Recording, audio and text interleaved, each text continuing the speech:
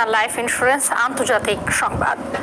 টানা দ্বিতীয় দিনের মতো একে অপরের বিরুদ্ধে পাল্টাপাল্টি হামলা করেছে ইরান ও ইসরায়েল।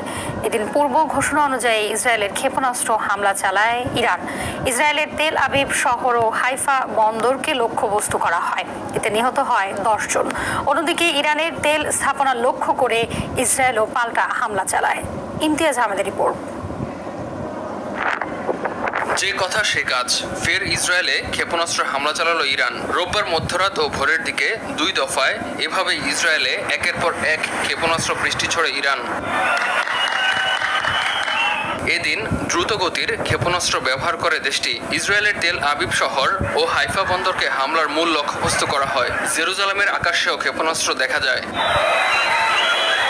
ইরানি হামলার জেরে পুরো ইসরায়েলে সাইরেন বেজে ওঠে। এ সময় ভয় আর আতঙ্কে এদিক ওদিক ছোটাছুটি করতে দেখা যায় ইসরায়েলিদের। ইরানের করা এই হামলায় ইসরায়েলের বাণিজ্যিক রাজধানী তেল আবিব এবং রামাত গান শহরে বেশ কিছু অবকাঠামো ক্ষতিগ্রস্ত এবং হতাহতের খবর পাওয়া গেছে।